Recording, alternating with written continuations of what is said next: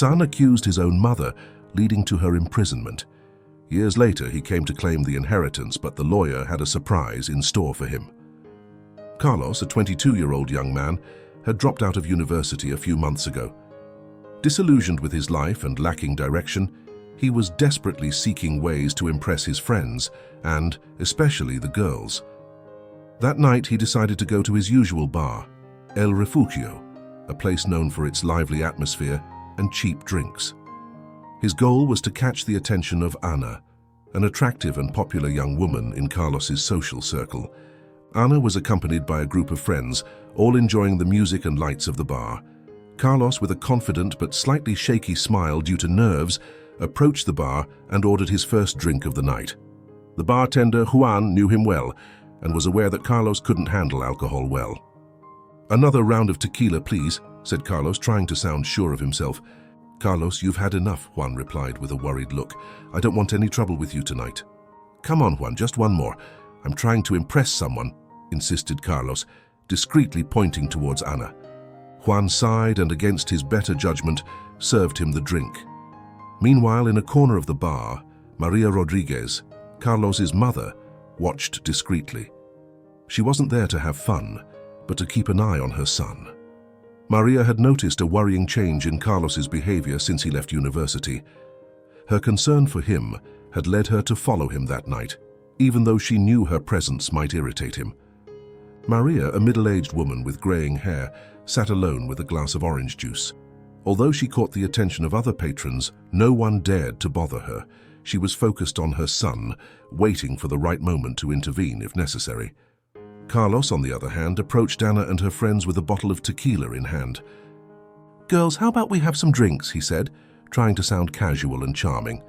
Ana, who had been chatting animatedly with her friends, looked up and smiled superficially. "Sure, Carlos, but I hope you can stay on your feet this time," Ana replied with a mocking laugh, recalling a previous night when Carlos had passed out drunk. Carlos, feeling embarrassed but determined to show he could handle the situation, poured the drinks and began drinking with the girls. The music was booming, and the bar's lights created an euphoric atmosphere. However, as the night wore on, Carlos began to lose control. From her corner, Maria watched with growing concern. She knew she had to intervene before something bad happened, but how could she do it without embarrassing Carlos in front of his friends? Meanwhile, Carlos tried to join the girls on the dance floor. He stumbled, unable to keep his balance due to the alcohol. After several failed attempts to dance, he collapsed on a nearby sofa, drawing laughs and mockery from Ana and her friends. "Is this how you plan to impress me, Carlos?" Ana said with a mix of amusement and disdain. Feeling humiliated, Carlos got up unsteadily and returned to the bar. "Juan, another round for everyone, please," he said, trying to sound defiant. But Juan, seeing the state Carlos was in, shook his head. "Nah! Sorry, Carlos, but I can't serve you anymore. You've had enough for tonight." Frustrated and embarrassed, Carlos looked around for an escape from his humiliation. That's when he saw his mother sitting in the corner, watching him. Anger and shame mixed in his mind. "What the hell are you doing here?" Carlos yelled, staggering towards Maria. "Are you spying on me?" Maria, surprised by her son's reaction, tried to calm him down. "Carlos, I'm only here because I care about you. I don't want you to get into trouble."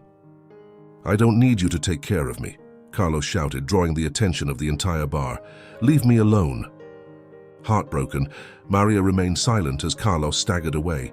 She knew her son was on a dangerous path, but she didn't know how to help him without pushing him further away.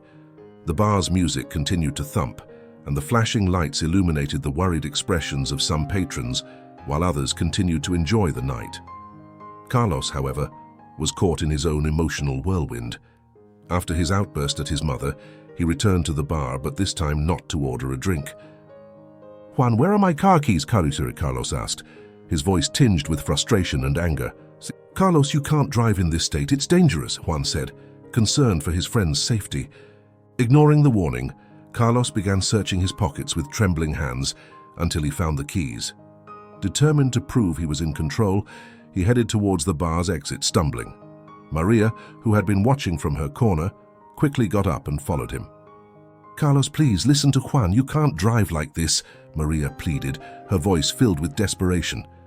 "Leave me alone, Mum," Carlos shouted, gently pushing her back. "I can handle it." At that moment, Anna and her friends emerged from the bar, laughing and talking loudly. Lucia, one of the friends, noticed Carlos's condition and tried to reason with him. "Carlos, we should take a taxi. It's not safe for you to drive," Lucia said, looking at Anna for support. Anna, though interested in continuing the fun, also showed concern. "Carlos, listen to her. We don't want anything bad to happen."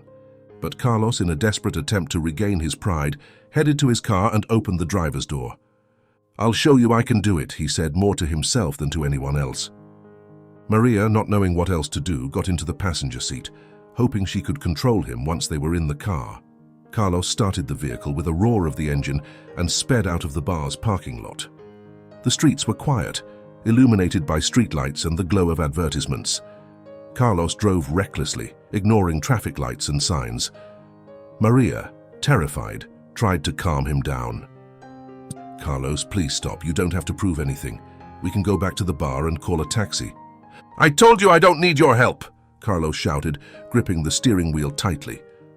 The car was speeding when suddenly time seemed to stop for them.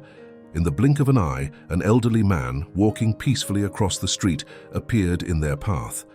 Although the impact had not yet occurred, Maria knew it was inevitable. She closed her eyes and pressed her hands against the car's dashboard. Carlos, too drunk to react in time, hit the man with the car. The impact was brutal. The car came to a sudden halt, and a deadly silence filled the air.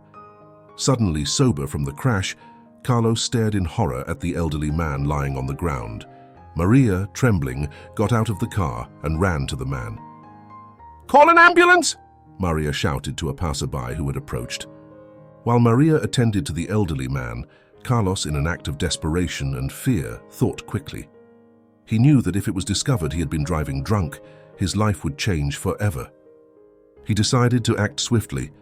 "Mom, say you were driving. Please, say you were behind the wheel," Carlos begged like a small child, his voice breaking with panic. Maria had no time to think.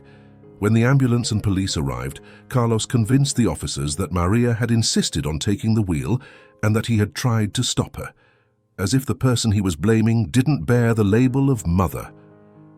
"Ma'am, is that true?" one of the officers asked, looking at Maria seriously. Maria, heartbroken but determined to protect Carlos, nodded. "Yes, I was driving," she said quietly. Maria's world had changed forever. In a blink of an eye, she was arrested on the spot. Carlos watched in silence as his mother was taken away. The blue police lights flashed in the night, illuminating Maria's face, which now faced an uncertain fate. As the patrol car drove away, Carlos was left alone on the street, overwhelmed by a mixture of guilt and relief. He knew his mother was sacrificing everything for him, and although he couldn't admit it at that moment, part of him hated himself for what he had done. The sun began to peek over the horizon as Carlos returned to the bar, his unsteady steps echoing on the pavement. The night that had started with hopes of impressing Anna had ended in disaster. Although the bar was still closed, Carlos sat on the curb in front of the entrance, trying to process what had happened. Inside the bar, Juan and the manager discussed what had occurred. They were worried about Carlos and knew something serious had happened when Maria was arrested. "I can't believe this happened," Juan said, wiping the bar with a dirty cloth. "Maria didn't deserve this." "We have to do something," the manager replied, concerned. "But first, we need to make sure Carlos is okay." Meanwhile, Carlos tried to sort out his thoughts. He knew his mother had been arrested because of him, but he wasn't sure how to face it. Anna and her friends had left a long time ago, and he felt more alone than ever. Finally, he got up and decided to go home. At home, the emptiness was overwhelming. Memories of his mother flooded every corner, and the guilt began to consume him. In his drunken state, he collapsed on the sofa and eventually fell asleep. At dawn, Carlos was awakened by the sound of the phone. It was Clara, his mother's best friend. "Carlos, what happened? I heard Maria was arrested," Clara said, her voice full of concern. Carlos, still groggy, tried to explain what had happened as best he could. "Clara, there was an accident, and Mom took the blame. I don't know what to do," Carlos said, his voice breaking with guilt and fear. "I'm going to the police station. We'll meet there," Clara replied, determination in her voice. Carlos, feeling lost, quickly dressed and headed to the police station. When he arrived, he saw Clara talking to an officer. He approached timidly, not knowing how to face the situation. "Clara, I'm so sorry," Carlos began to say, but Clara interrupted him. "Carlos, now is not the time for apologies. We need to help your mother. She doesn't deserve to be there," Clara said, firm but understanding. Clara spoke with the officers and managed to get information about Maria's situation. They informed her that Maria had been charged with reckless driving and involuntary manslaughter, and that her trial would take place in a few weeks. Clara promised Carlos that she would do everything possible to help his mother. The following days were a mixture of confusion and despair for Carlos. News of the accident and Maria's arrest spread quickly. Neighbors and family friends were shocked, and many began to question the version of events. Determined to seek justice, Clara contacted Jorge Martinez, a defense attorney known for his integrity and fight against legal injustices. Jorge had worked as a prosecutor for years, but changed his career after witnessing too many injustices. After learning the details of Maria's case, he agreed to represent her pro bono. Carlos, for his part, tried to stay out of the way while Clara and Jorge worked on the case. He knew that every word from him could complicate the situation further. However, he couldn't escape the constant reminder of his guilt. In one of her meetings with Jorge, Clara expressed her concern. "Maria is protecting her son, Jorge. She's willing to sacrifice everything for him. But this isn't fair," Clara said, tears in her eyes. "I know, Clara, but we need proof to show the truth. Without it, it will be hard to convince the judge," Jorge replied, reflecting on the strategy to follow. Meanwhile, Maria was in prison, facing a harsh and unknown reality. Although her love for Carlos kept her strong, she couldn't avoid feeling deep sadness for the situation she was in. She knew she had made the decision to protect her son, but the consequences were overwhelming. In prison, Maria began to connect with other inmates, listening to their stories and offering support. Her strength and compassion didn't go unnoticed, and soon she earned the respect of many of them. Back home, Carlos faced his own struggle. The nights became endless, filled with nightmares and regrets. His mother's absence weighed on the atmosphere, and the reality of his actions became increasingly unbearable. One day, Anna appeared at his door. She had heard the rumors and wanted to know what really happened. "Carlos, what happened that night?" Anna asked, her tone a mix of curiosity and concern. Carlos, unable to meet her gaze, explained what had happened, omitting some details out of shame. Anna, although still interested in him, began to see Carlos in a different light. "You need to face this, Carlos. You can't keep hiding," Anna said before leaving. The day of the trial approached quickly, and the tension in the air was palpable. Clara and Jorge had worked tirelessly to gather evidence and testimonies that could exonerate Maria. Meanwhile, Maria remained in prison, increasingly determined to protect her son, but also more aware of the gravity of her situation. Carlos, for his part, tried to stay afloat. Guilt and fear consumed him, and sleepless nights began to take their toll. Anna's visit had left him more disturbed than ever, as he knew he needed to face his actions, but couldn't find the courage to do so. In prison, Maria had managed to create a kind of support network among the inmates. Her companions respected her for her strength and ability to listen. She often spent the nights talking with other women, sharing their stories and offering words of comfort. However, as in all prisons, there were also abuses and disrespect. The affection she was gaining inside made the most undisciplined and dangerous inmates envious. "Hey, you with the pretty eyes," one said to get her attention. Maria, with a look of astonishment and tension, stood still, looking the girl in the eyes. "Do you think you can come here and stand out immediately?"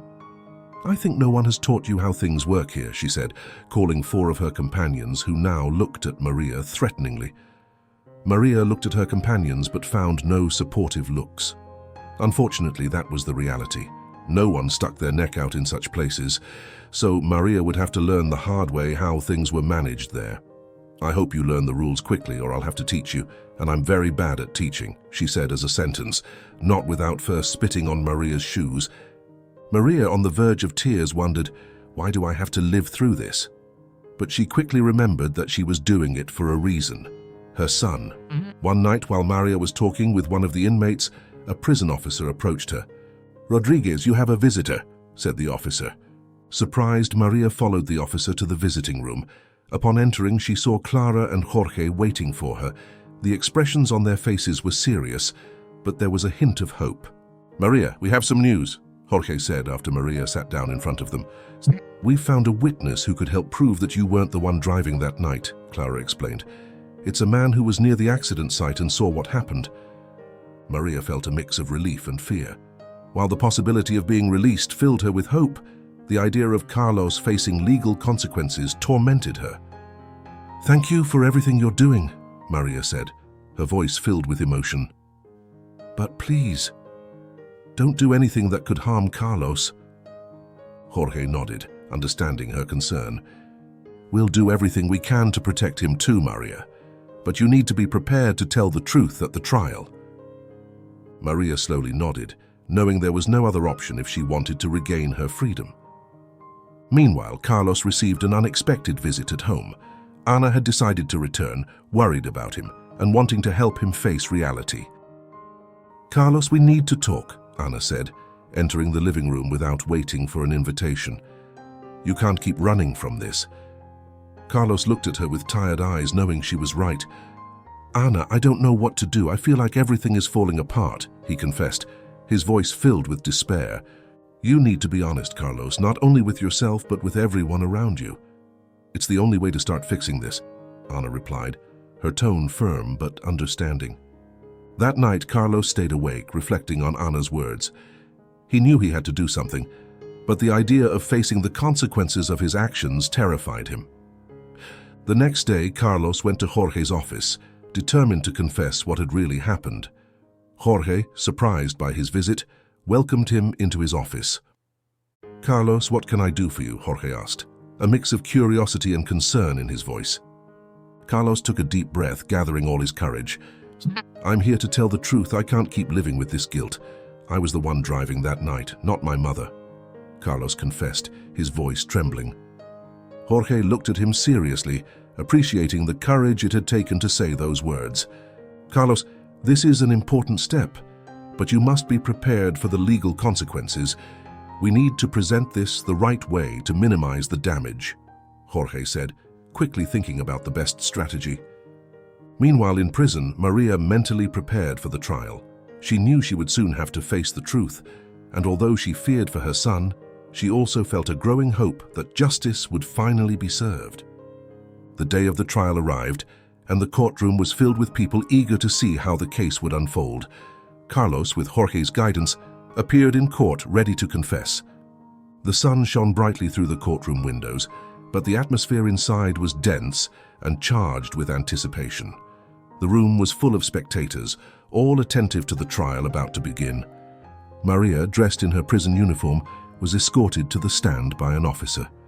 Clara and Jorge sat beside her, providing moral support. Carlos, sitting in the front row of the audience, struggled to keep his composure.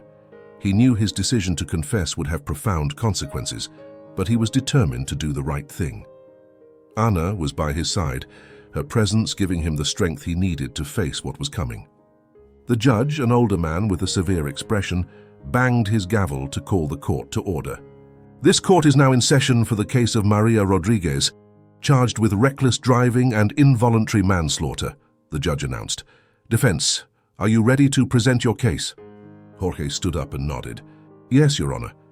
"We call Carlos Rodriguez to the stand," Jorge said, his voice firm and determined. Carlos stood up slowly, feeling all eyes on him as he walked to the stand. He took a seat and raised his hand to take the oath. "I swear to tell the truth, the whole truth, and nothing but the truth. So help me God," Carlos said, his voice trembling. Jorge approached him and began to ask questions. "Carlos, can you tell the court what happened on the night of the accident?" Jorge asked, giving him the opportunity to explain the events from his perspective. Carlos took a deep breath and began to speak, his voice breaking with emotion. "That night I was at the bar trying to impress a girl. I drank too much, and despite my mother and friends' warnings, I insisted on driving. Mom tried to stop me, but I didn't listen. In the end, she got in the car with me to try to protect me." The courtroom was silent as Carlos continued.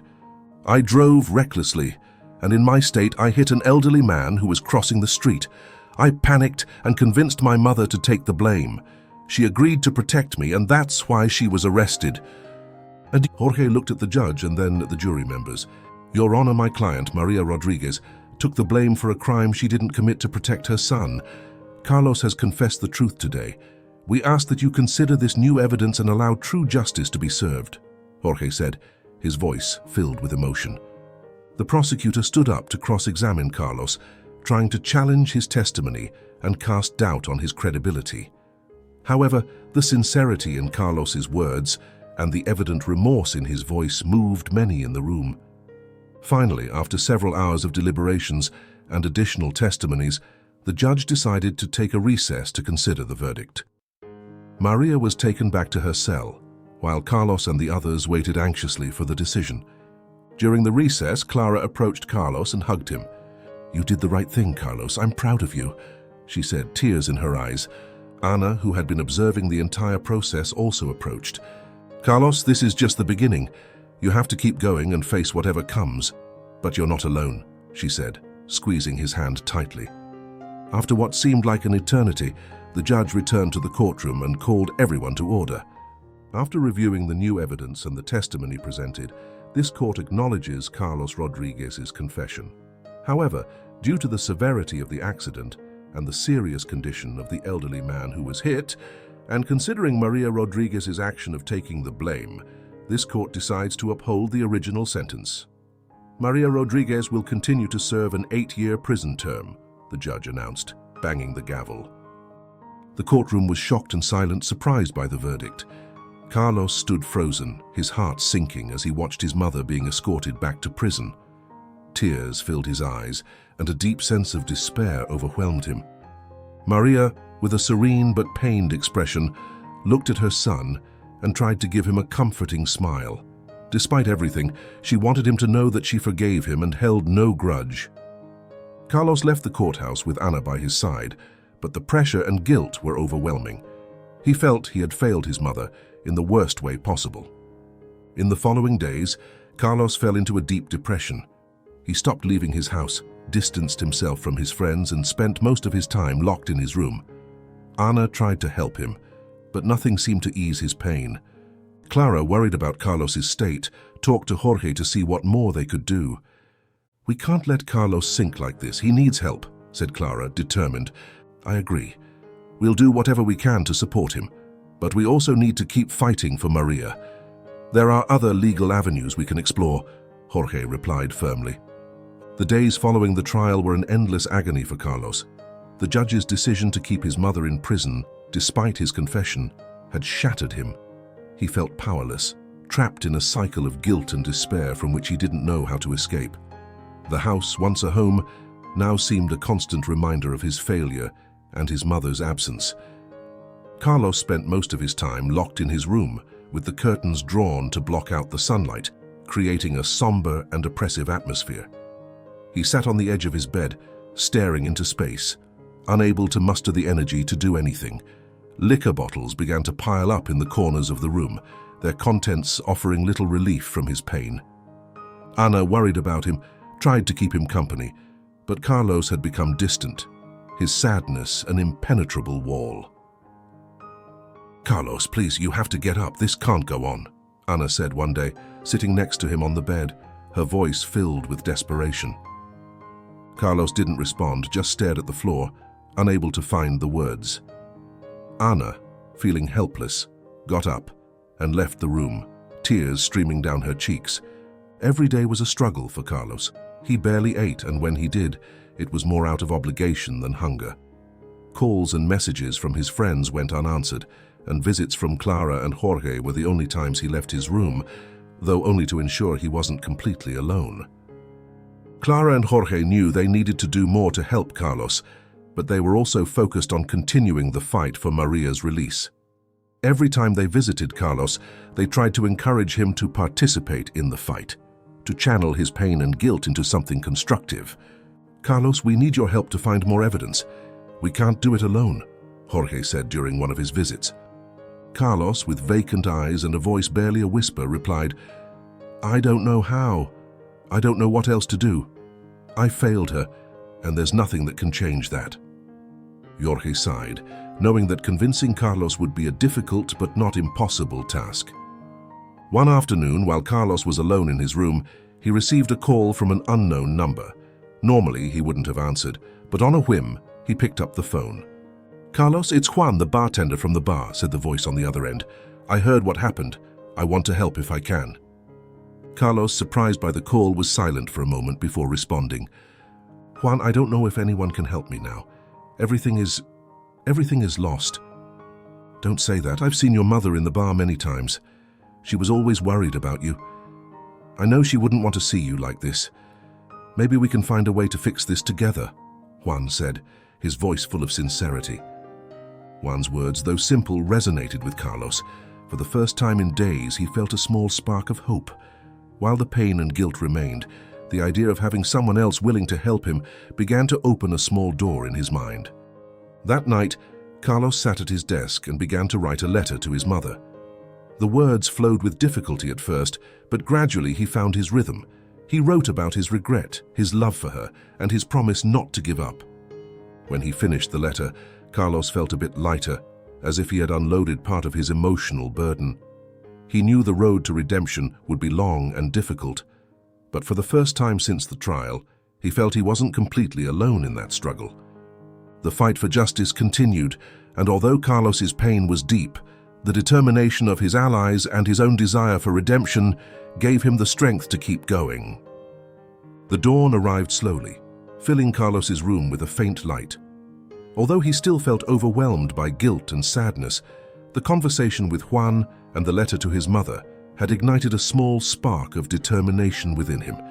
He got out of bed with effort, determined to do something different that day. Carlos went to the kitchen where he found Anna making breakfast. The surprised look on her face was a painful reminder of how far he had fallen into his spiral of despair. "Good morning, Anna," Carlos said, his voice still weak but with a hint of resolve. "Good morning, Carlos. It's good to see you up," Anna replied, smiling with relief. "Do you want to have breakfast with me?" Carlos nodded and sat at the table. As they ate in silence, Carlos realized how much his behavior had affected those around him. Anna had been there for him despite everything, and that gave him a new perspective. "Anna, I've been thinking a lot," he finally said. "I know I've been a burden and that my depression has affected everyone. I want to try to get better, not just for me, but also for my mother and for you." Anna looked at him with eyes full of hope. "Carlos, that's all I've wanted to hear. I'll be here to help you every step of the way." After breakfast, Carlos decided to go for a walk. The fresh air and sunlight on his face helped clear his mind. He walked aimlessly, letting his thoughts flow freely. On his way back home, Carlos found a message from Juan, the bartender. Juan had spoken to some of the regulars at the bar the night of the accident and had information that might be useful for Maria's case. "Carlos, there are a couple of people who saw what happened that night. Maybe they can testify in your mother's favor," Juan said in the voicemail. Carlos felt a spark of hope. He immediately called Clara and told her about Juan's message. Clara, always willing to help, arranged a meeting with Juan and the potential witnesses. That afternoon, Carlos and Clara met with Juan at the bar. Juan introduced them to Marta and Luis, two patrons who were there the night of the accident. Both clearly remembered seeing Carlos in a drunken state and Maria trying to stop him. "We saw everything from the corner of the bar. Carlos was very drunk and his mother was trying to take him home. After the accident, we saw how he convinced her to take the blame," Marta said firmly. Luis nodded in agreement. "That's right, we can testify if it helps get Maria out," Luis added. Carlos, moved by their willingness to help, thanked them deeply. Clara also thanked the witnesses and assured them that their testimony would be crucial for the case. That night, Carlos returned home feeling a bit more hopeful. He told Anna about the meeting, and for the first time in a long time, he allowed himself to believe they might find a way to free his mother. In the following days, Carlos worked closely with Clara and Jorge to prepare the new testimony and additional evidence. Although he still struggled with his depression, being active and focused on helping his mother gave him a purpose that had been absent since the accident. Every night, Carlos wrote a letter to his mother, telling her about his progress and assuring her he wouldn't rest until she was free. These letters were not only a means of communication, but also a way to release his pain and guilt. Maria, upon receiving the letters, felt a mix of emotions. Although her situation was difficult, knowing her son was fighting for her gave her renewed strength. In every letter, Carlos promised he would do everything possible to correct his mistake. At this point, Carlos had found a new purpose. The sun rose slowly over the city, marking the start of a new day. For Carlos, however, each day seemed a repetition of the last, filled with uncertainty and hopelessness. But with the recent appearance of Marta and Luis as witnesses, a spark of hope had begun to light his path. Clara, Jorge, and Carlos met with Marta and Luis to prepare their testimonies. Jorge explained the importance of their statements and how they could influence the case. "Your testimonies are crucial. We need you to be clear and concise about what you saw that night," Jorge said firmly. Marta and Luis nodded, understanding the gravity of the situation. They were willing to testify and do whatever they could to help Maria.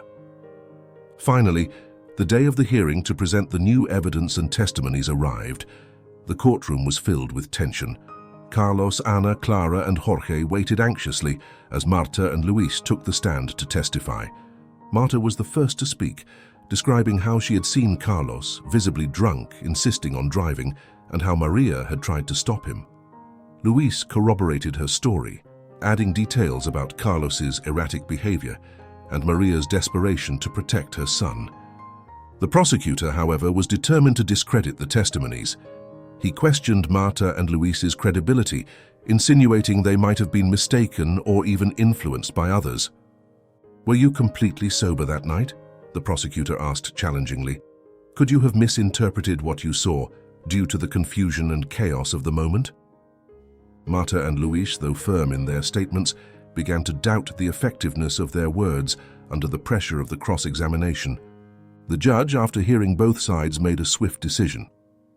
Although these testimonies are valuable, they do not provide sufficient conclusive evidence to overturn the original sentence. "This court's decision stands," the judge announced, banging the gavel. The verdict hit Carlos like a ton of bricks. The hope that had grown in his heart crumbled, leaving him once again on the brink of despair. Marta and Luis, though devastated, offered words of comfort to Carlos. "We're so sorry. We thought we could help more," Marta said, tears in her eyes. Carlos, though grateful for their effort, felt defeated. They returned home in silence, each lost in their thoughts.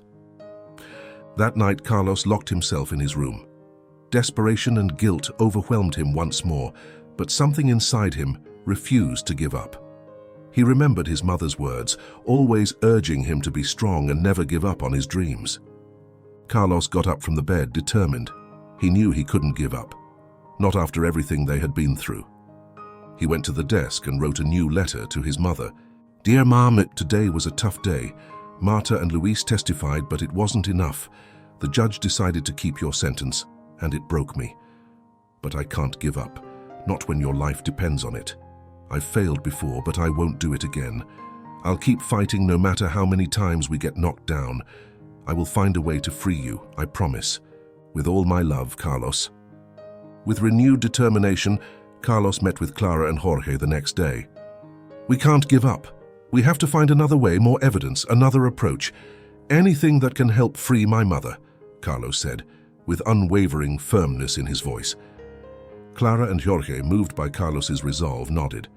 "We're with you, Carlos. We won't stop fighting until your mother is free," Jorge responded. They began exploring new avenues.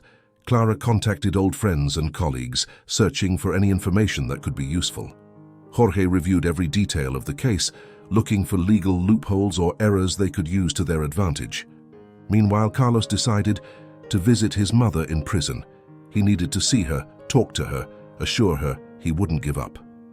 When Maria saw him, a mix of surprise and joy lit up her face. "Carlos, I'm so glad to see you," Maria said, tears in her eyes. Carlos sat in front of her, taking her hands in his. "Mom, we tried, but it wasn't enough. The judge didn't change his decision. But I won't give up, I promise. I'll find a way to get you out of here. Carlos said, his voice firm and determined. Maria looked at him with love and pride. I know you will, son. You're strong and brave. No matter how long it takes, I trust you. Carlos left the prison, more determined than ever to find a way to free his mother.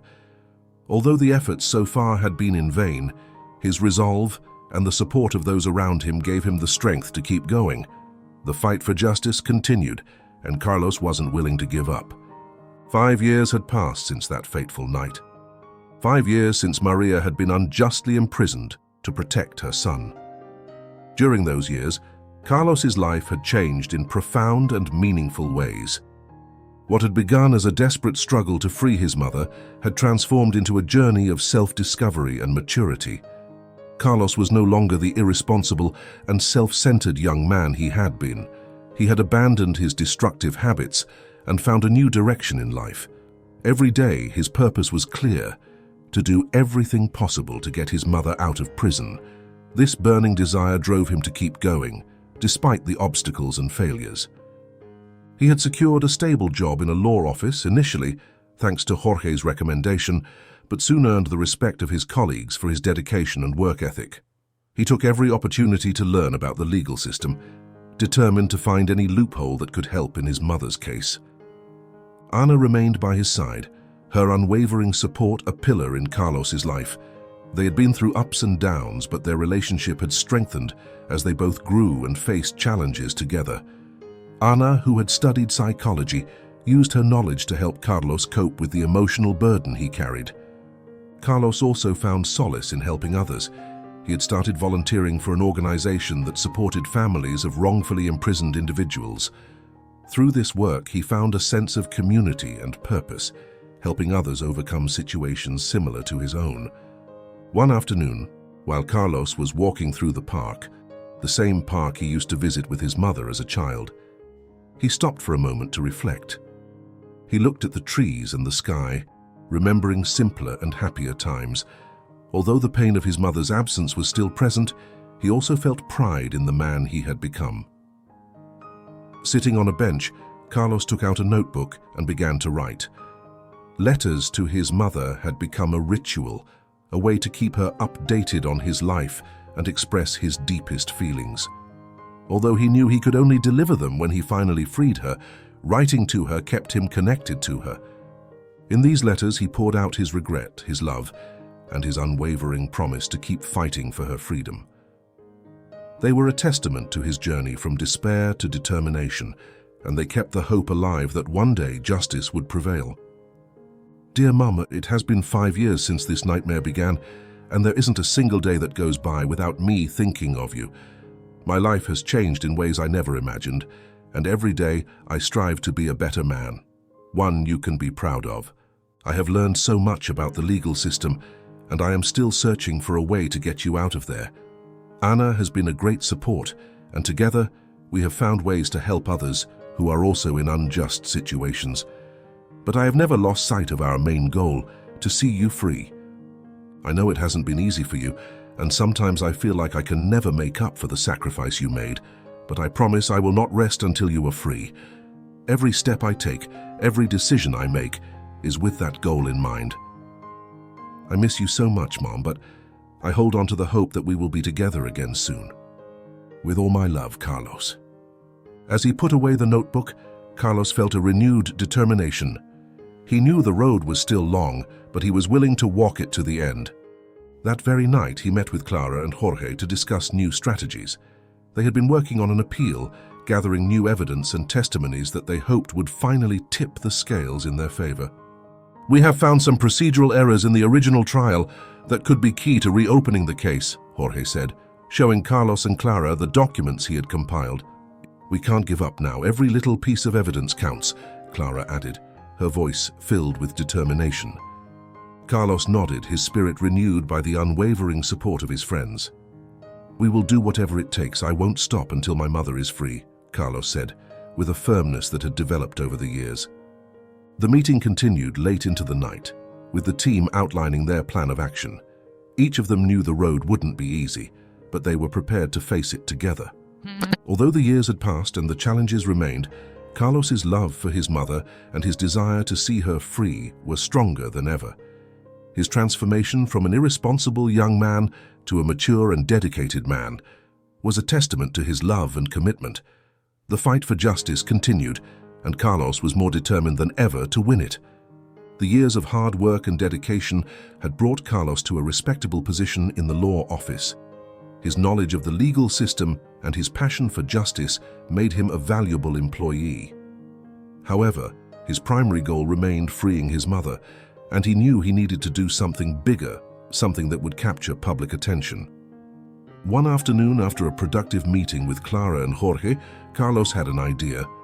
They needed a public campaign to make Maria's case visible, to generate support and social pressure that could influence the judicial system.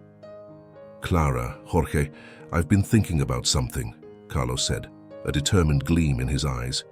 "We need to take my mother's case to the public, a campaign that can move people, tell her story, and demand justice." Clara and Jorge looked at him with interest. "Do you have something in mind?" Clara asked, curious. "Yes, I want to create a social media campaign, a website dedicated to my mother's story, and seek media support. We need people to know about her sacrifice and to demand her release," Carlos replied, his voice full of passion. Jorge nodded, seeing the potential in Carlos's idea. "It's an excellent idea, Carlos.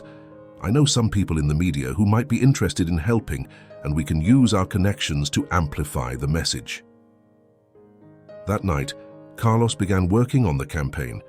With Anna's help, they designed a website that detailed Maria's story, her unjust imprisonment, and the sacrifices she had made for her son. They included photos of Maria and Carlos, letters Carlos had written to his mother, and testimonials from people who supported the cause. The website, titled Justice for Maria, launched with a call to action: sign a petition asking for the review of Maria's case and her immediate release. Carlos also created profiles on major social media platforms to share the story and attract followers. He used hashtags like Justice for Maria and Free Maria to generate attention and make it easier for people to find and share the campaign. Support started to grow slowly at first, but soon Maria's story began to resonate with many people. Local media began to take an interest, and some journalists reached out to Carlos for interviews. Carlos's friends and colleagues, as well as members of the organization where he volunteered, also shared the campaign, extending it to their own circles. One night, Carlos was invited to a news program to talk about his mother's case. He was nervous, but he knew it was a crucial opportunity to get his message across to a wider audience. "Carlos, tell us about your mother and why you believe she deserves to be freed," the host, a respected figure in journalism, asked him. Carlos took a deep breath and began to speak. "My mother, Maria Rodriguez, was unjustly imprisoned 5 years ago for a crime she did not commit. That night, she was only trying to protect me, her son, and took the blame for an accident that I caused. Her sacrifice has been immense, and she has spent these years in prison because of me.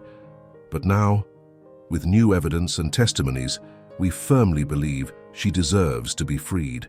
We are asking for the public's support to make justice and restore her freedom." The news program had a significant impact, and the campaign began to gain traction quickly. Maria's story touched the hearts of many, and the online petition started gathering thousands of signatures. Media attention increased, and soon the campaign was making headlines across the country. The days became a whirlwind of activity for Carlos.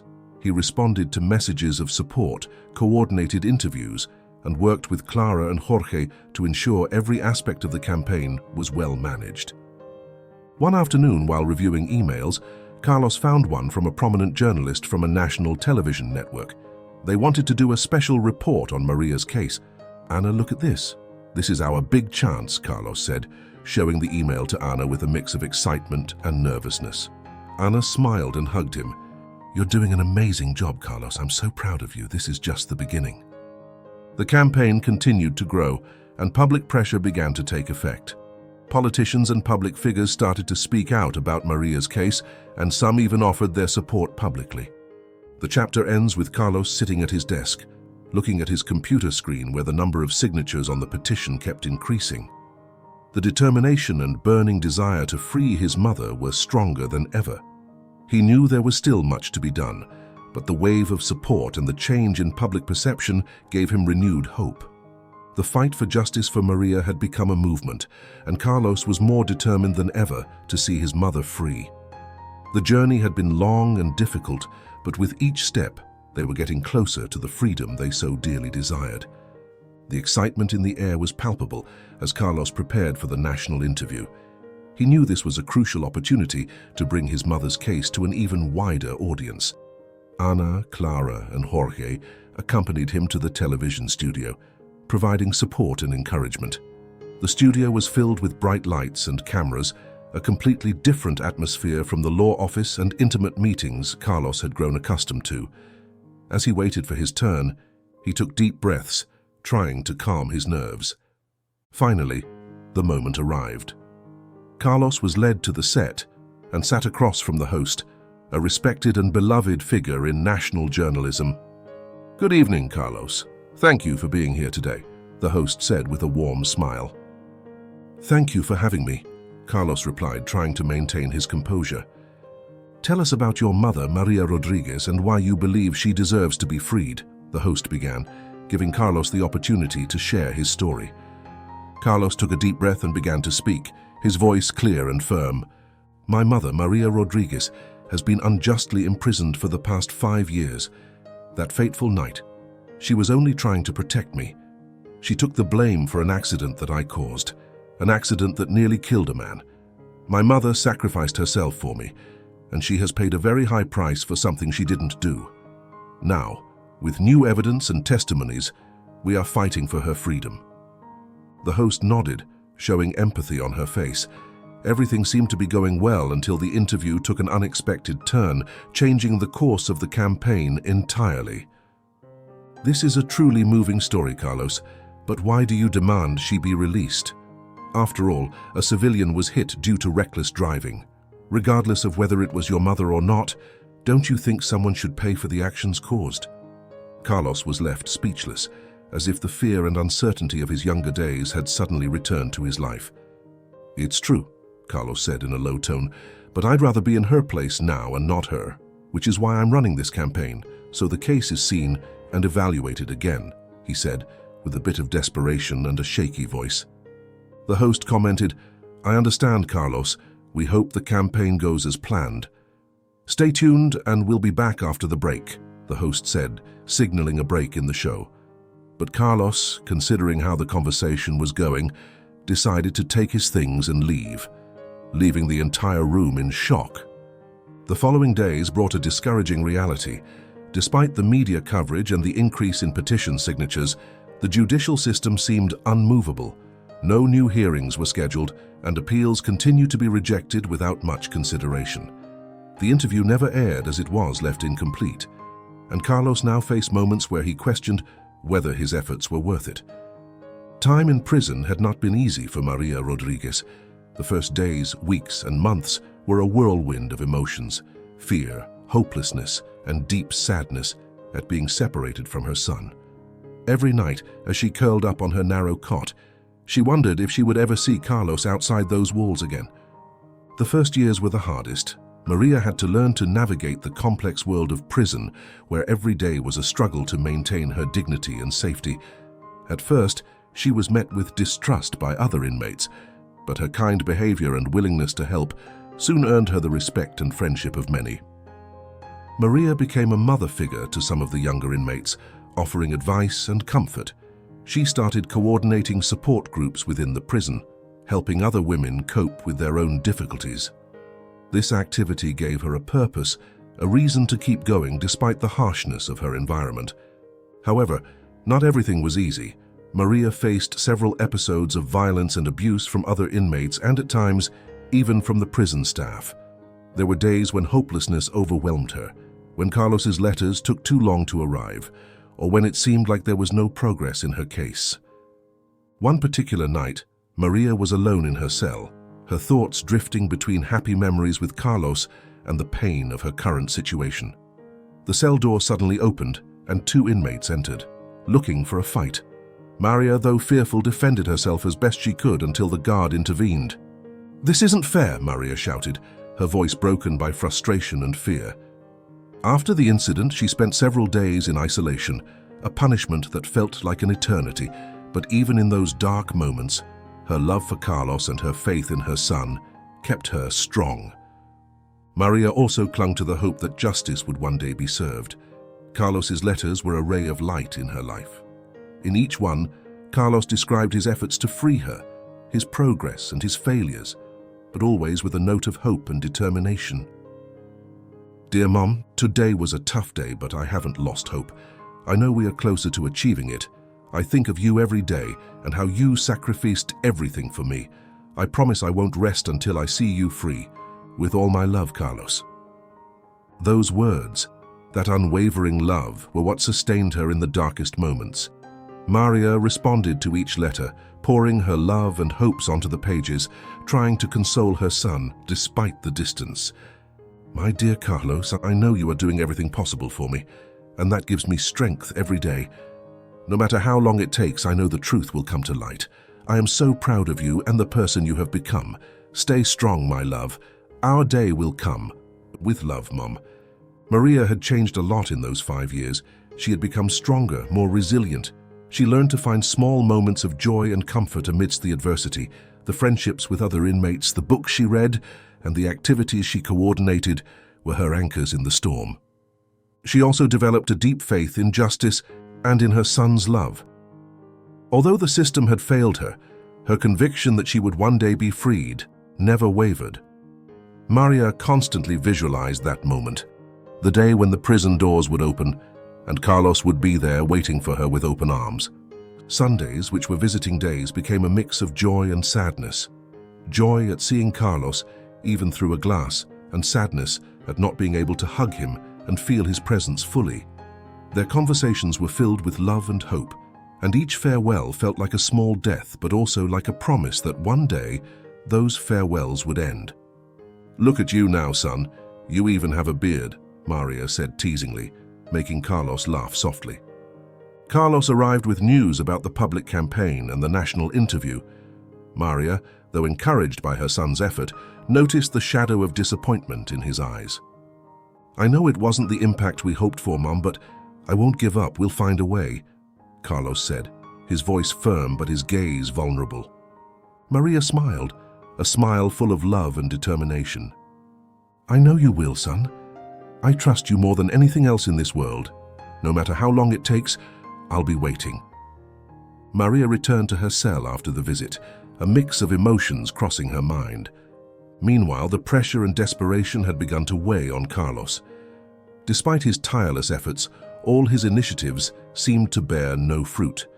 The national interview hadn't had the expected impact, and the appeals continued to be rejected. Every door he tried to open was slammed in his face, and the weight of guilt and helplessness grew heavier. One night, after a long day at the office and an unsuccessful meeting with Clara and Jorge, Carlos came home, exhausted and defeated. Ana tried to console him, but he could barely articulate his thoughts. I don't know how much more I can take, Ana.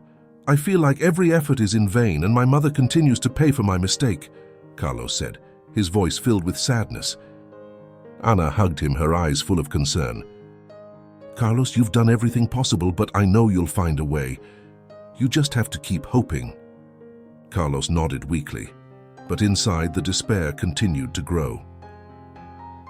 That night, after Ana went to sleep, Carlos stayed alone in the living room, surrounded by papers and documents from his mother's case.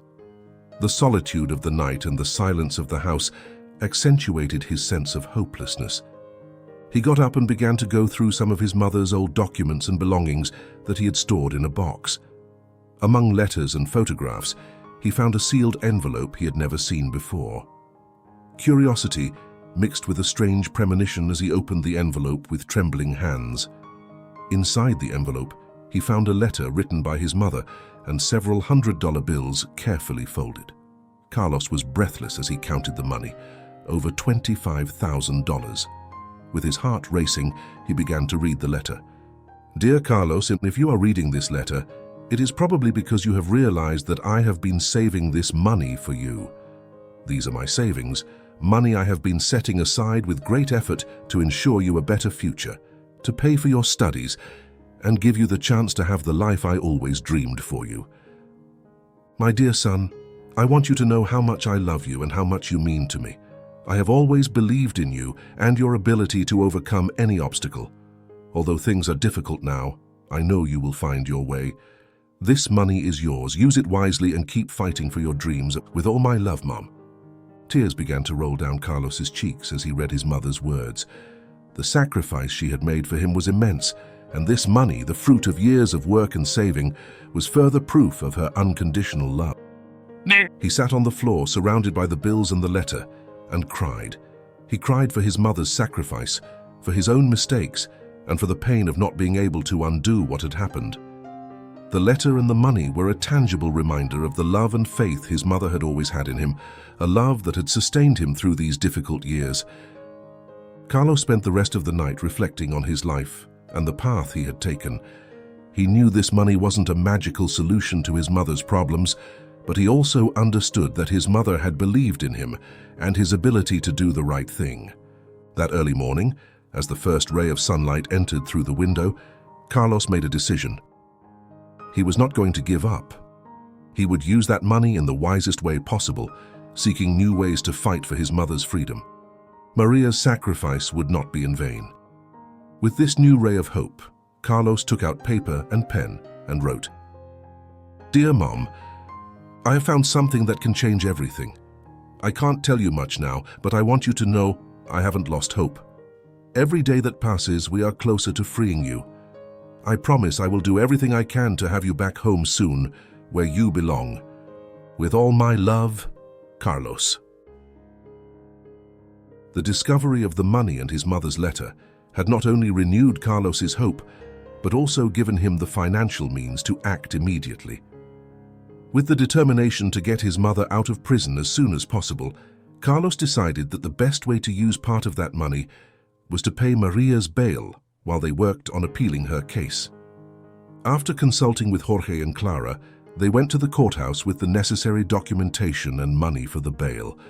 The sense of hope and nervousness mixed in Carlos as they waited for the resolution.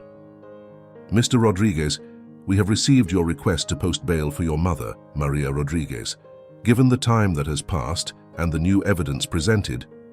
At that moment, time froze for Carlos. "The court accepts the bail. Maria Rodriguez will be released on bail of $24,000, announced the judge, banging the gavel.